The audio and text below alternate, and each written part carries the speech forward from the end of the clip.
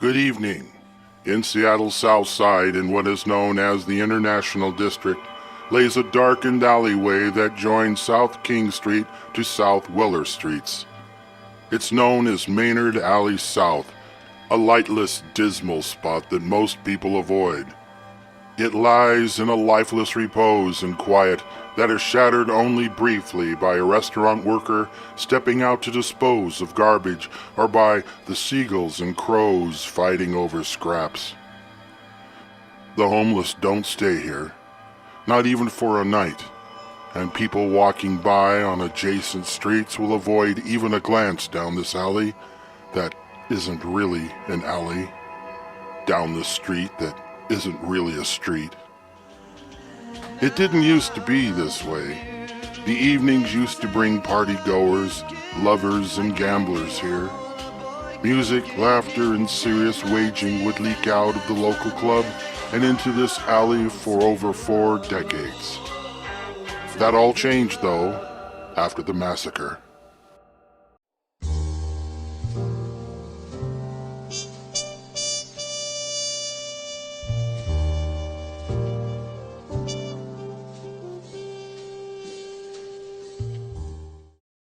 "507A Maynard Alley South, Seattle, Washington, is an address that doesn't really exist as a business. It never was a business. Not legally, anyway. The building it's in has an official address of 665 South King Street, Chinatown. The building is home to several businesses that occupy the ground floor on South King and South 7th Streets. The hotel that occupies the upper 2 floors have been closed for some time. Plywood can be seen in place of windows. No one will stay here. In Maynard Alley South, a large rusted chain is woven through steel plates and secured with an industrial-grade padlock through a set of double doors, refusing to allow anyone to enter.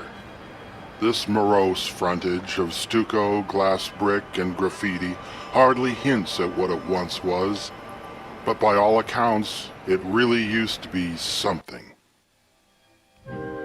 Its birth was in the days of Prohibition, and the Wah Mee Club was little more than a local speakeasy. By the mid-1930s, it managed to attract the more affluent clientele who came to drink, dance, and gamble the night away among friends and community leaders.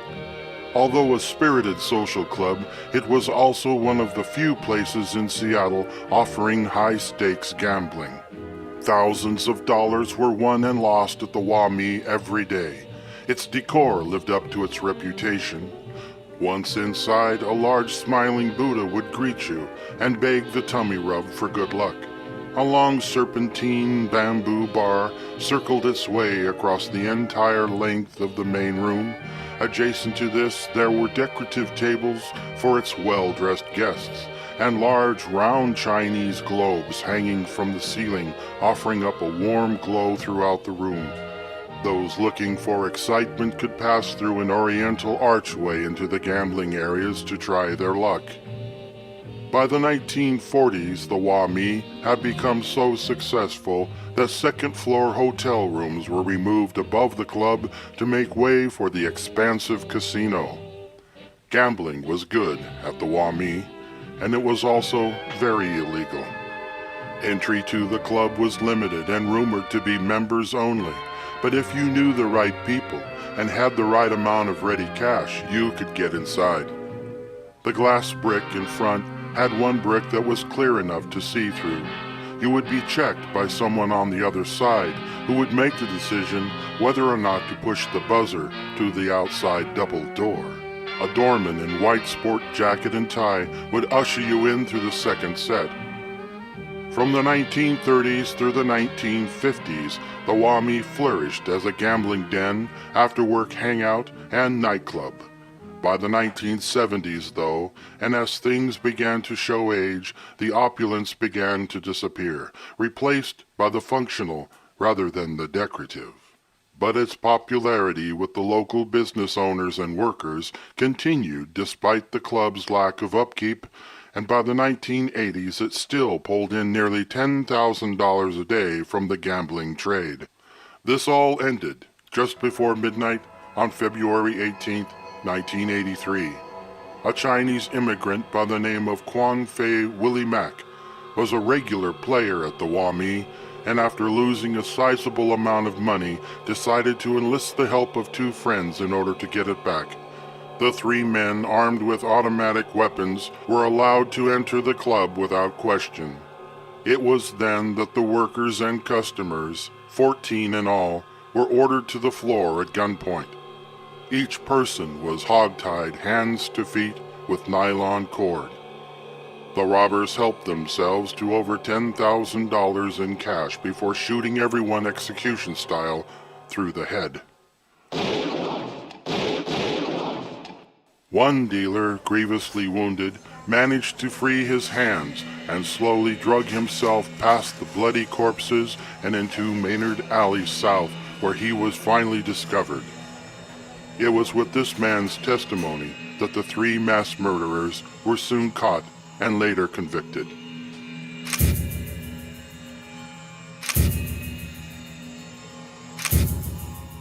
But another interesting aspect to this story is that this club that has been there since Prohibition apparently will always remain as the Wah Mee Club. When the Seattle detectives concluded their on-scene investigation, they wove the heavy chain into the double doors, attached the padlock, and walked away. That was nearly 30 years ago, and the chain is still there, padlock still locked, never opened, rusted shut. The building owner refuses to allow anyone to enter. The surrounding community prefers not to speak of it. It's very much as if the Wah Mee has become a tomb in which the memories of that night have all been buried. Inside it remains pretty much as it did that night. Bar stools askew or tipped over by shocked customers, tables tipped and glasses or cups haphazardly dropped, remnants of nylon cord, chalk circles marking the location of where each 9mm shell was found and recovered, dried pools of blood on the floor. To this day, all remains as it once was, and understandably, apprehension can be felt by anyone who ventures to visit the location.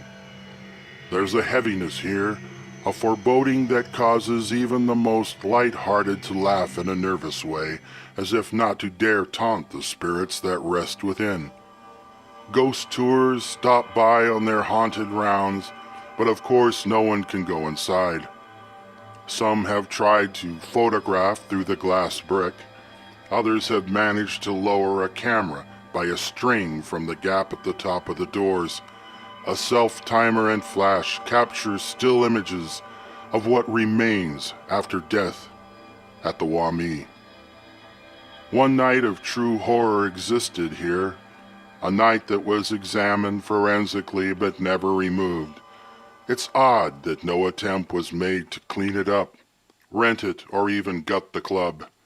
The oddity may come from those, like the owner himself, that superstitiously holds the ugliness in repose, perhaps hoping beyond hope that it would all go away, and not even wanting to remember the good times for fear of knowing where it led. It was a bit odd, but then again, this is Chinatown. This is Super Soylent, wishing you all a happy Halloween. Be safe, and as always, thank you for watching.